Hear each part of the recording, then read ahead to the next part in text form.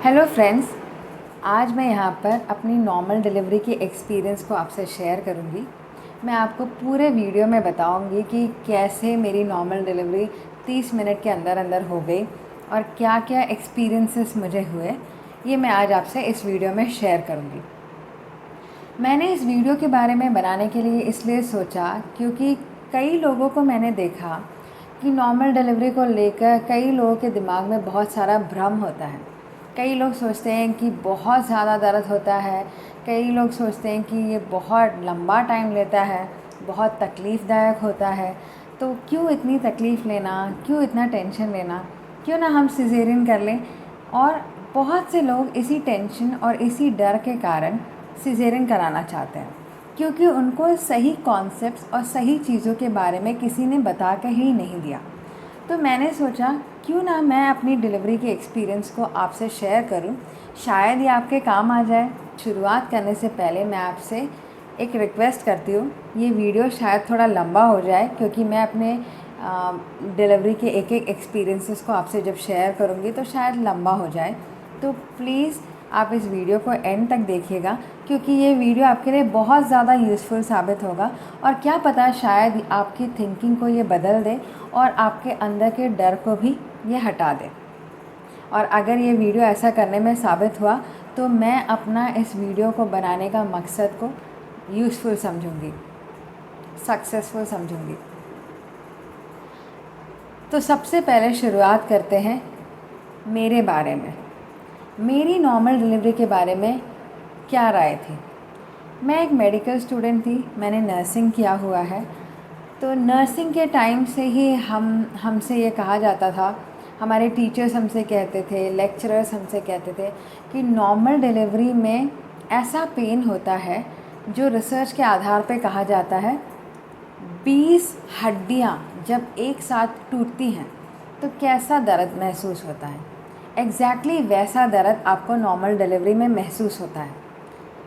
तो as a student, भले ही आप मेडिकल स्टूडेंट हो, जब आप उस पेन को एक्सपीरियंस नहीं किए हो तो आपको ऐसा लगने लगेगा, आपके मन में ऐसा डर आ जाएगा कि 20 हड्डियाँ, इतना दर्द, एक हड्डी टूटने से कितना दर्द देता है, तो 20 हड्डी टूटेगी तो कितना दर्द देगा।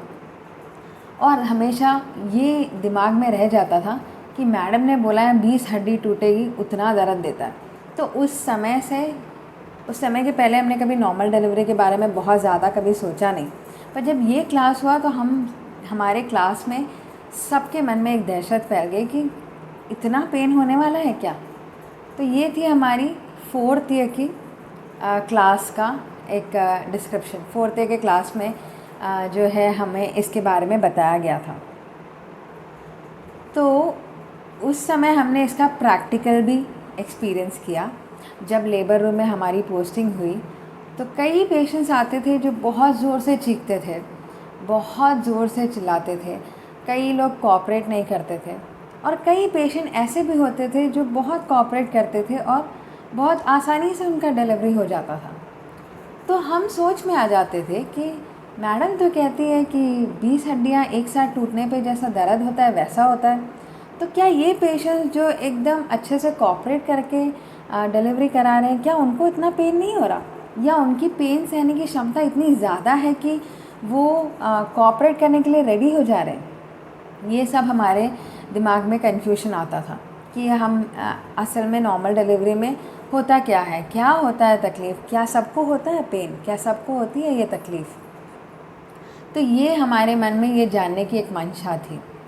तो धीरे धीरे ये कन्फ्यूजन मन के अंदर रह गया और फिर हमने अपनी पढ़ाइयाँ कंप्लीट की। अब आई मेरी पारी। तब मेरे दिमाग में, जब मेरी शादी हुई और जब मैं प्रेग्नेंट हुई, तब मेरे दिमाग में भी यही टेंशन था। यार, हमें कॉलेज के टाइम से ये बोला जाता है बहुत पेन होता है, बहुत पेन होता है। जो भी रिलेटिव्स आते हैं, आसपास के जो नेबर्स हैं, वो भी यही बोलते हैं बहुत तकलीफ़ हुआ, बहुत तकलीफ़ हुआ। तो मुझे नॉर्मल डिलीवरी का ऑप्शन लेना चाहिए या नहीं, क्योंकि पुराने ज़माने में तो हमारे सारे मम्मियों के तो नॉर्मल डिलीवरी होते थे। उस समय सिजेरियन बोलने से बहुत बड़ा ऑपरेशन माना जाता था। तो फिर मैंने सोचा कि सबसे पहले इधर उधर से इन्फॉर्मेशन क्यों लूँ, मैं अपनी मम्मी से ही क्यों ना इन्फॉर्मेशन लूँ। तो मैंने अपनी मम्मी से इन्फॉर्मेशन लिया। मैंने उनसे पूछा, क्या आपको डिलीवरी में दर्द हुआ था?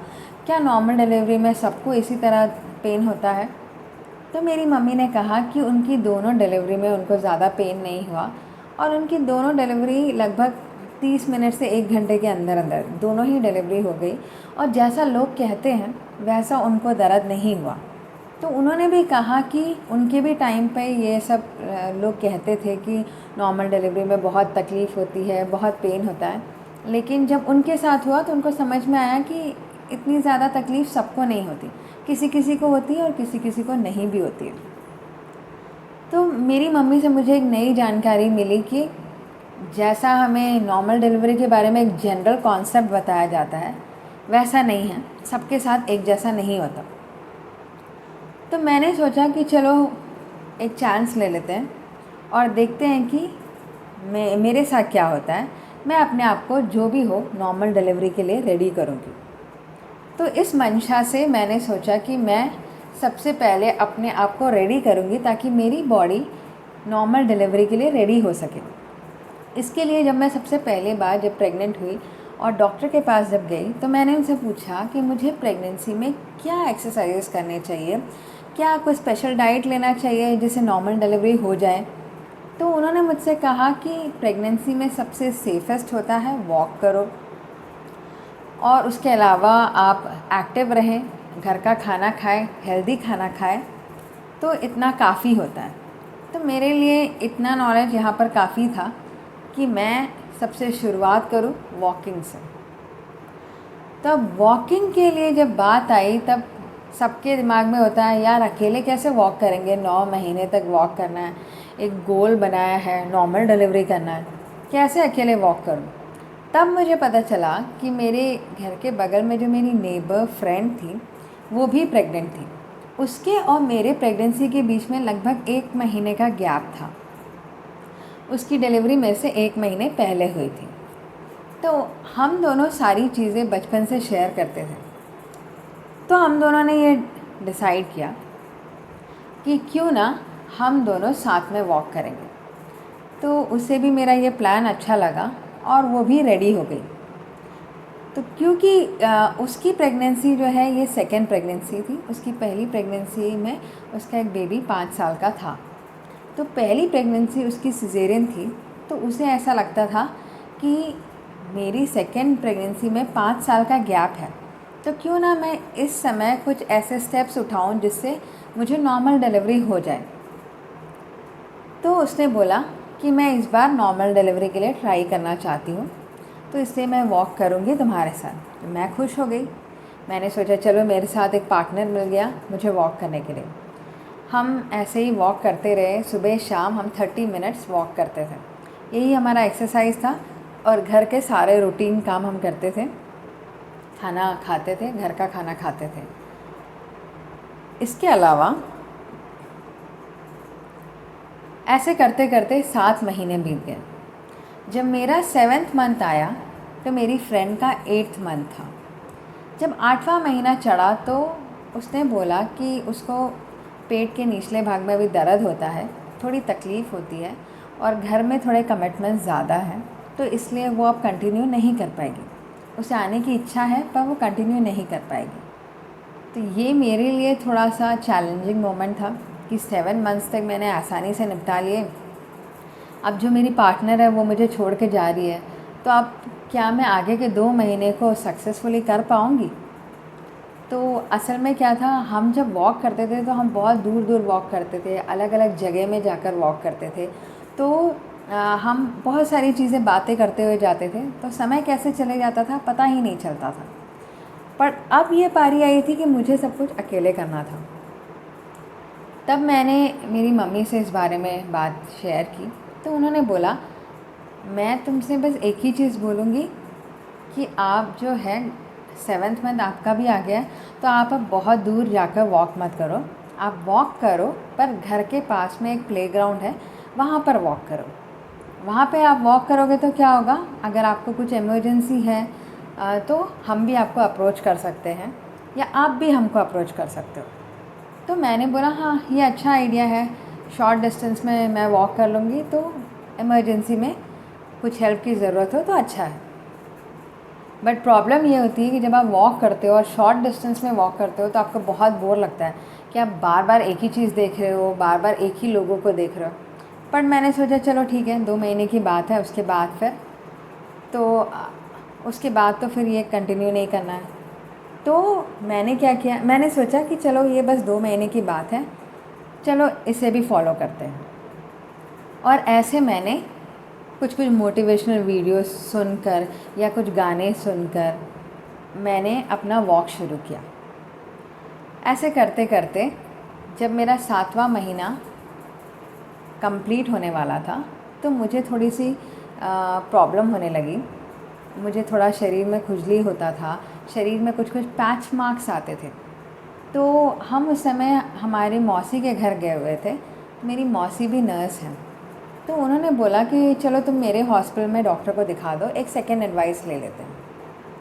जब मैं वहाँ जाकर डॉक्टर को दिखाई तो उन्होंने मुझे कुछ मेडिसिन्स लिख के दिए और कहा अब आपका 7वां मंथ कंप्लीट होने वाला है, अब आपको जो करना है वो ये है कि आप स्क्वाट्स करके एक एक्सरसाइज होता है, उस एक्सरसाइज को आप करें। इस एक्सरसाइज को जब आप करेंगे तो धीरे धीरे आपकी योनि, आपकी वेजाइना जो है रेडी होती है नॉर्मल लेबर के लिए, नॉर्मल डिलीवरी के लिए। तो मैंने सोचा वाह, ये तो बहुत अच्छा टिप है, अगर ये मेरे लिए यूज़फुल हुआ तो ये बहुत अच्छी बात है।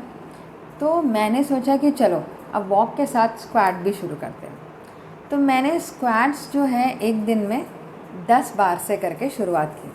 स्क्वाट्स कैसे करते हैं, क्या होता है, कैसे सेफली प्रेगनेंसी में करना चाहिए, आप या तो अपने डॉक्टर से पूछ सकते हैं या तो आपके आप गूगल में जाकर किसी ऑथेंटिक साइट पे जाकर इसके बारे में डिटेल्स देख सकते हैं। तो मैंने शुरुआत की 10 बार से स्क्वाट्स करके, तो धीरे धीरे मैंने इसे 50 तक किया। पर मैं एक बार में 50 स्क्वाट्स नहीं करती थी, क्योंकि प्रेगनेंसी का जब लास्ट टाइम आता है तो आपकी लोअर टमी थोड़ी सी हैवी हो जाती है और आप बहुत ज़्यादा अगर हैवी एक्सरसाइज कर लेते हो तो आपको वेजाइना में भी पेन हो सकता है। तो मुझे वेजाइना में पेन होता था शुरुआत में जब मैं कंटिन्यूस स्क्वाट्स करती थी। तो इसलिए मैंने सोचा कि मैं इसको ब्रेक करके करती हूँ। तो मैंने 50 स्क्वाट्स तक किया, लेकिन मैं उसको ब्रेक करके करती थी। एक दिन में 5 बार करके अलग अलग टाइम पे मैं स्क्वाट्स करती थी। तो इससे मुझे प्रॉब्लम भी नहीं होती थी और मेरी शरीर भी एक्टिव हो गई थी। इसके अलावा जो मैंने किया था, जब मेरी 9th मंथ की शुरुआत हुई तो मैंने एक आर्टिकल पढ़ा था कि अगर आप अपने पेरिनियम बोलने से सबसे बाहरी हिस्सा जो होता है योनि का, उस फ्लैप पर अगर आप ऑयलिंग करेंगे तो वो एरिया सॉफ्ट हो जाएगा और वो भी नॉर्मल डिलीवरी के लिए अच्छा होता है। मुझे नहीं पता कि ये किस हद तक रेकमेंडेड है, डॉक्टर्स रेकमेंड करते हैं या नहीं, पर मैंने डॉक्टर से नहीं पूछा था इसके बारे में। मैंने सोचा चलो अपने ऊपर एक्सपेरिमेंट करके देखते हैं।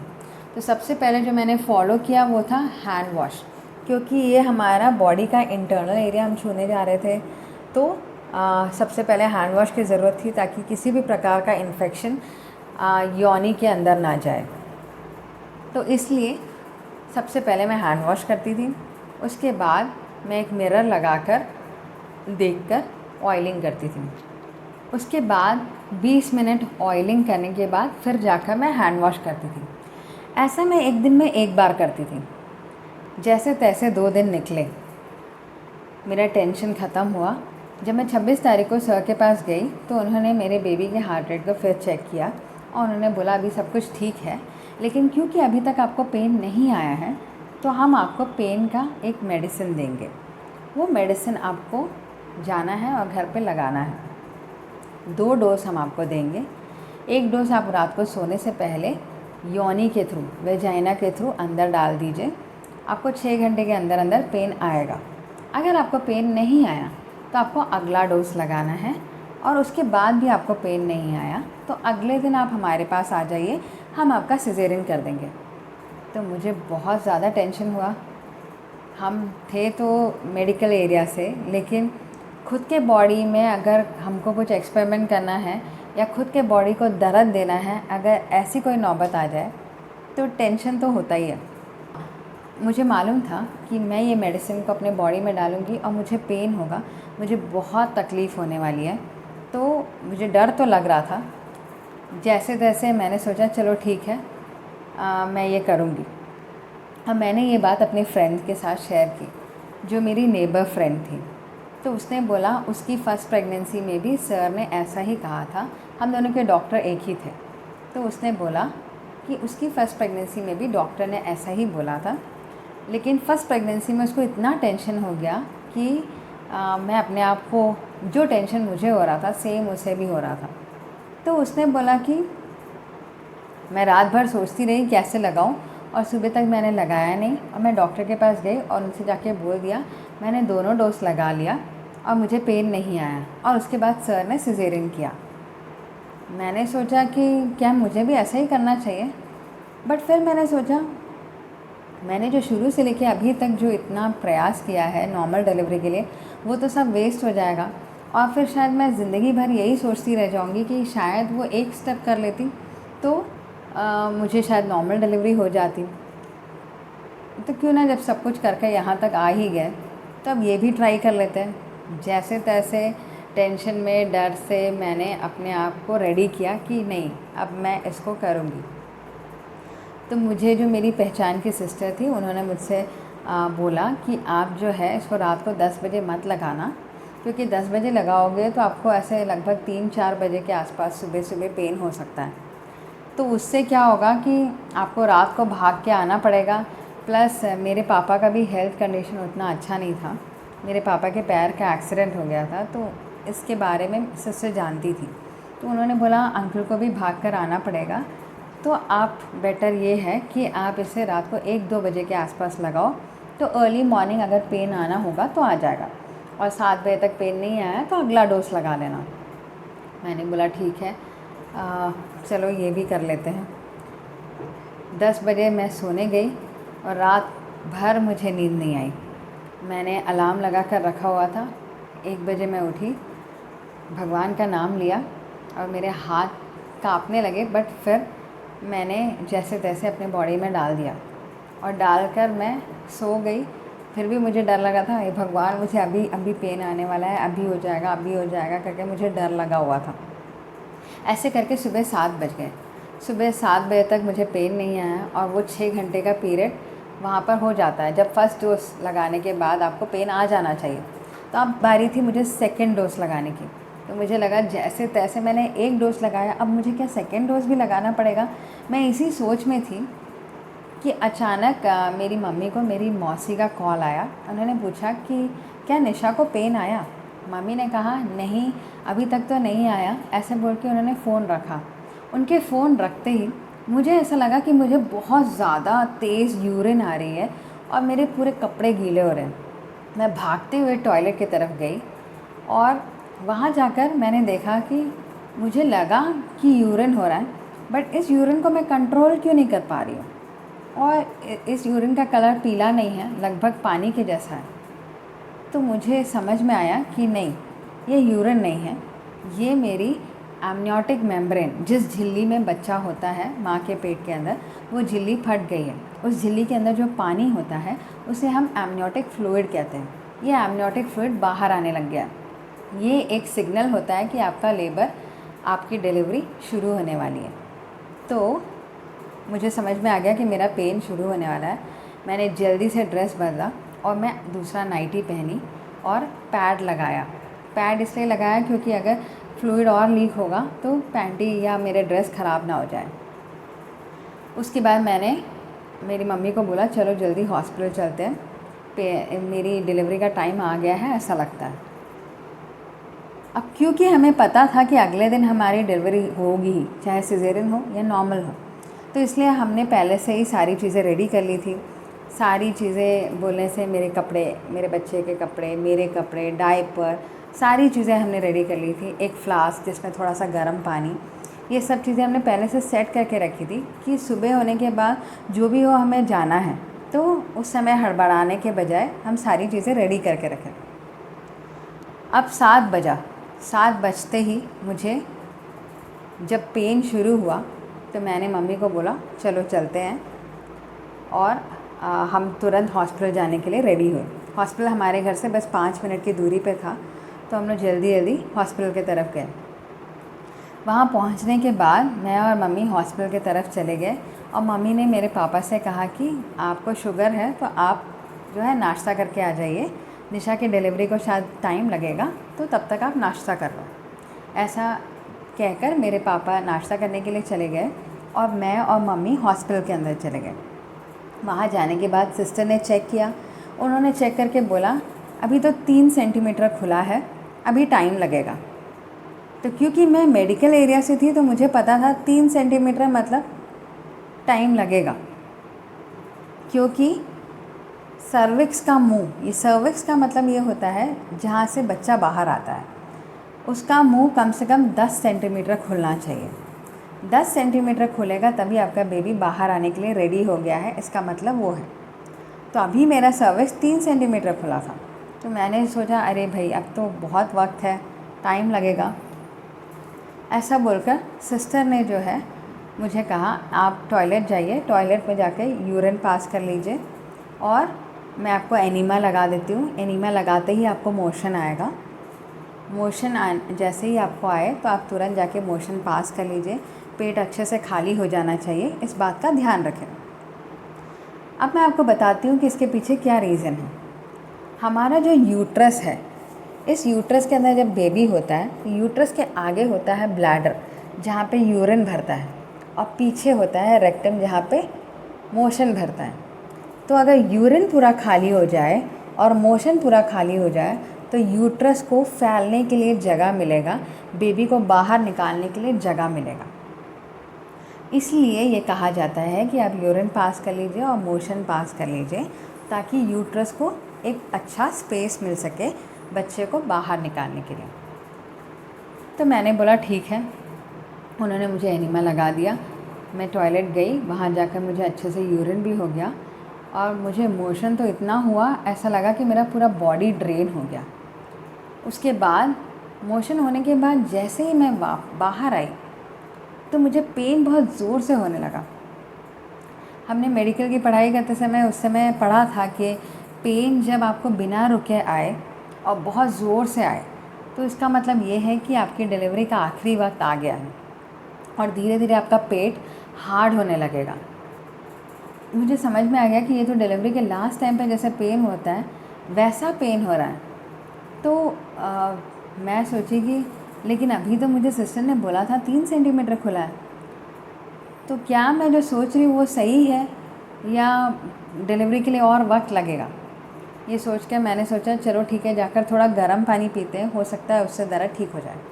तो मैं जब बाहर जाकर गर्म पानी पी तो मुझे ऐसा लगा कि मुझे उल्टी हो जाएगा, क्योंकि मुझे पेन की इंटेंसिटी इतनी ज़्यादा थी कि पानी अंदर जा ही नहीं पा रहा था। तो मैंने मम्मी से बोला कि बस मुझे और पानी नहीं चाहिए, मैं अंदर जा रही हूँ। मैं अंदर जाकर सिस्टर को बोलती हूँ कि एक बार और चेक करके देखें। मैंने सिस्टर से रिक्वेस्ट किया और उनसे कहा कि मुझे पेन बहुत ज़्यादा हो रहा है, आप एक बार और चेक करके देखेंगे क्या। तो सिस्टर जो है एक बार और चेक करके देखी तो उन्हें पता चला कि 10 सेंटीमीटर हो गया। तो उन्होंने बोला अरे बाप रे, ये तो पूरी तरह खुल चुका है, डॉक्टर को जल्दी बुलाते हैं। तो हमारे यहाँ जिस डॉक्टर के पास हम जाते थे उस डॉक्टर का क्लिनिक नीचे था और घर उनका ऊपर था, तो ऐसी कोई भी इमरजेंसी अगर होती तो वो अटेंड कर सकते थे। तो सिस्टर्स जल्दी जाकर डॉक्टर को बुलाकर लेके आए और उन्होंने मुझे आने के बाद एक एडवाइस दी, बोला कि आप पुश कीजिए नीचे की तरफ। तो मैंने वैसे ही किया जैसे सर ने बोला। मैंने 3 पुश लगाया और बेबी बाहर। जैसे ही बेबी बाहर आया तो मुझे लगा कि मेरी पूरा इतना जो मैंने एफ़र्ट लगाया था नॉर्मल डिलीवरी के लिए वो हो गया और फाइनली मैं इस चीज़ में सक्सेसफुल हुई। मुझे इस बात की बहुत खुशी हुई कि मेरा बच्चा नॉर्मल डिलीवरी से हुआ है और जो मैंने एफ़र्ट लगाया था वो हो पाया। बेबी भी इसी 30 मिनट के अंदर डिलीवर हो गया। जब मेरा बेबी डिलीवर हुआ, बाहर आने के बाद मुझे एहसास हुआ कि जो लोग मुझसे कहते थे कि बहुत ज़्यादा तकलीफ़ होगी, बहुत ज़्यादा दुखेगा, 12 घंटे 13 घंटे तक तुमको पेन सहना पड़ेगा, ऐसा कुछ मेरे साथ नहीं हुआ।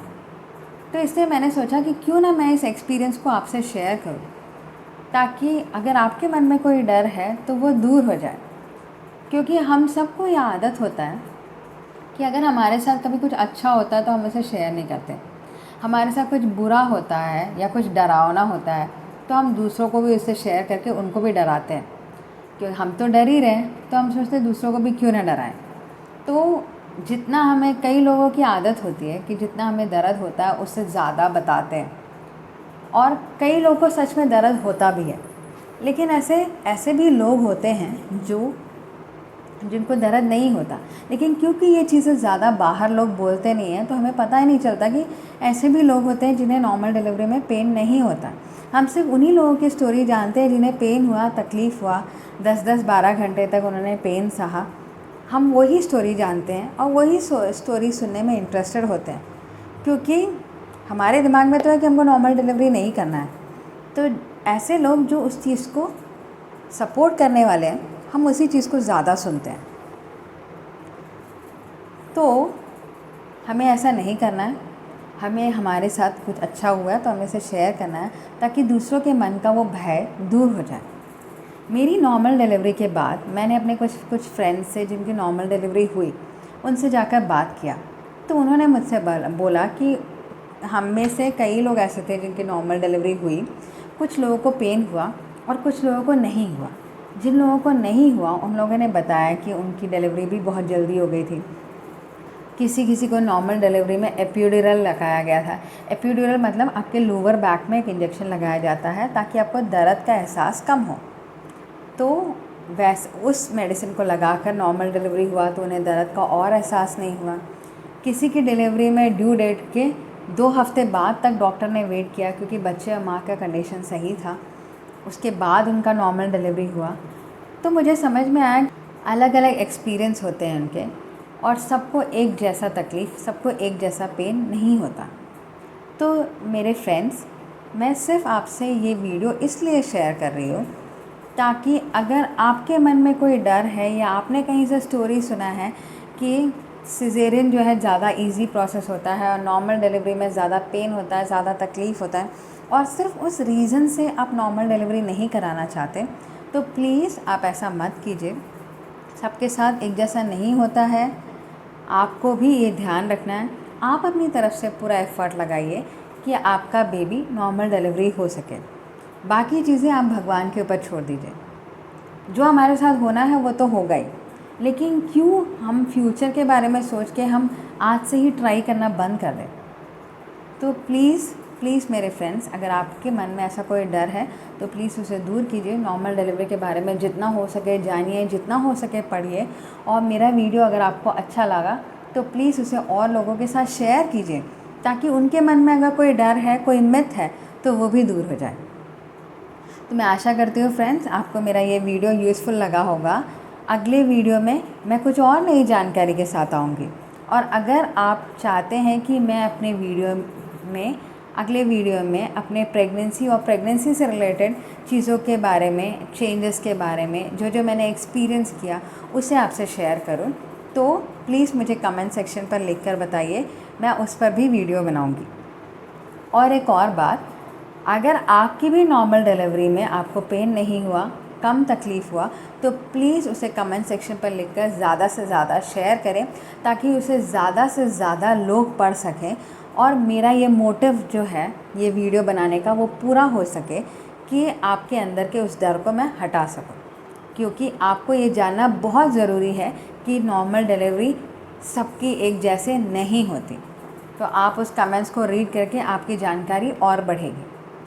तो फ्रेंड्स, हम मिलते हैं अगले वीडियो में, तब तक के लिए बाय बाय।